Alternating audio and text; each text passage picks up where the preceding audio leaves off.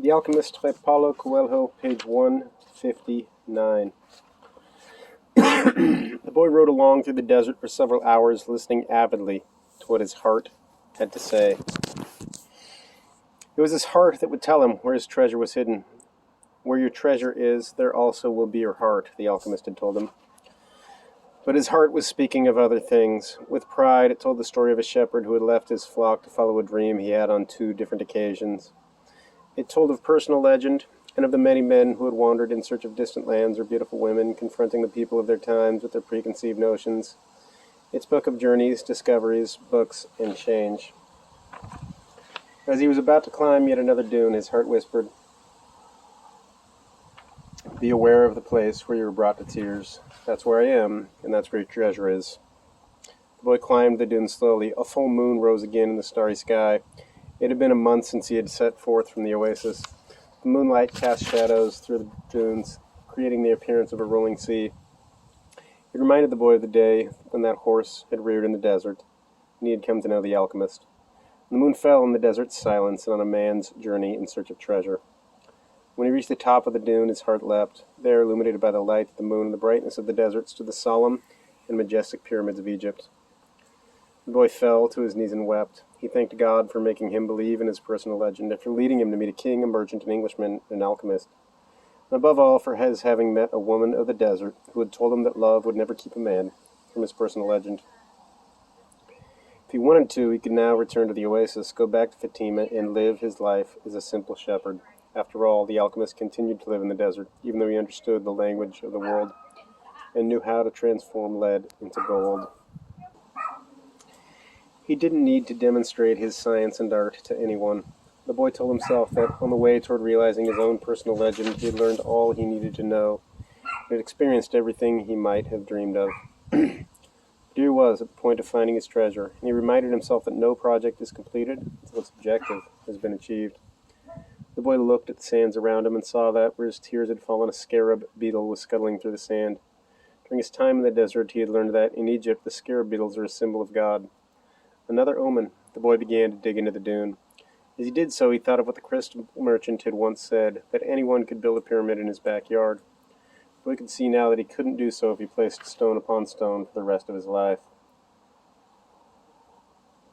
Throughout the night, the boy dug at the place he had chosen, but found nothing. He felt weighted down by the centuries of time since the pyramids had been built, but he didn't stop. He struggled to continue digging as he fought the wind, which often blew the sand back into the excavation. His hands were abraded and exhausted, but he listened to his heart. It had told him to dig where his tears fell. As he was attempting to pull out the rocks he encountered, he heard footsteps. Several figures approached him. Their backs were to the moonlight, and the boy could see neither their eyes nor their faces. "What are you doing here?" one of the figures demanded.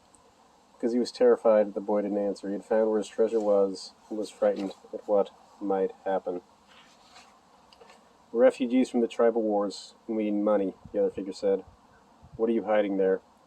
"I'm not hiding anything," the boy answered. One of them seized the boy and yanked him back into the hole. Another, who was searching the boy's bags, found the piece of gold.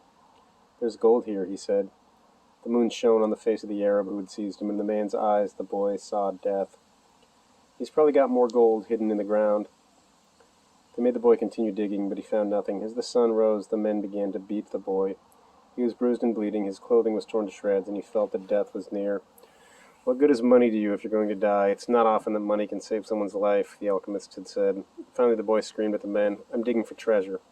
Although his mouth was bleeding and swollen, he told his attackers that he had twice dreamed of a treasure hidden near the pyramids of Egypt. The man, who appeared to be the leader of the group, spoke to one of the others. "Leave him. He doesn't have anything else. He must have stolen this gold." The boy fell to the sand, nearly unconscious. The leader shook him and said, "We're leaving." Before they left, he came back to the boy and said, "You're not going to die. You'll live.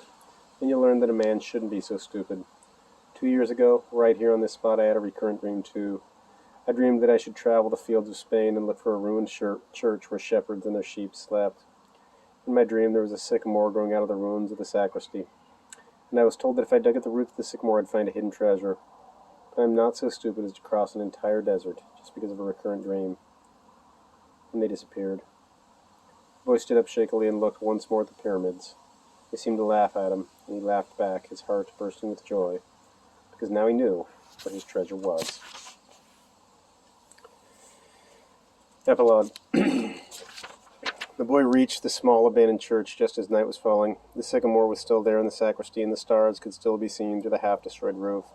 Remember the time he had been there with his sheep? It had been a peaceful night, except for the dream.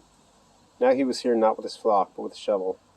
He sat looking at the sky for a long time. Then he took from his knapsack a bottle of wine and drank some. He remembered the night in the desert when he had sat with the alchemist, as they looked at the stars and drank wine together. Thought of the many roads he had traveled, and of the strange way God had chosen to show him his treasure. If he hadn't believed the significance of the recurrent dreams, he would not have met the gypsy woman, the king, the thief, or... well, it's a long list, but the path was written in the omens, and there was no way it could go wrong, he said to himself. He fell asleep, and when he awoke the sun was already high. He began to dig at the base of the sycamore. "You old sorcerer," the boy shouted up to the sky, "you knew the whole story. You even left a bit of the gold at the monastery so I could get back to this church." The monk laughed when he saw me come back in tatters. "Couldn't you have saved me from that?" "No," he heard a voice in the wind say. "If I had told you, you wouldn't have seen the pyramids. They're beautiful, aren't they?" The boy smiled and continued digging. Half an hour later his shovel hit something solid. An hour later he had before him a chest of Spanish gold coins. There were also precious stones, gold masks adorned with red and white feathers, and stone statues embedded with jewels. The spoils of a conquest the country had long forgotten, and that some conquistador had failed to tell his children about. The boy took out Urim and Thummim from his bag. He had used the two stones only once, one morning when he was at a marketplace. His life and his path had always provided him with enough omens. He placed Urim and Thummim in the chest. They were also a part of his new treasure, because they were a reminder of the old king, whom he would never see again. It's true, life really is generous, and those who pursue their personal legend... It's true, life really is generous to those who pursue their personal legend, the boy thought. Then he remembered that he had to get to Tarifa so he could give 1/10 of his treasure to the gypsy woman as he had promised. Those gypsies are really smart, he thought. Maybe it was because they moved around so much.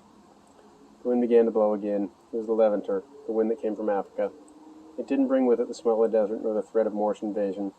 Instead, it brought the scent of a perfume he knew well and the touch of a kiss that came from far away, slowly, slowly, until it rested on his lips.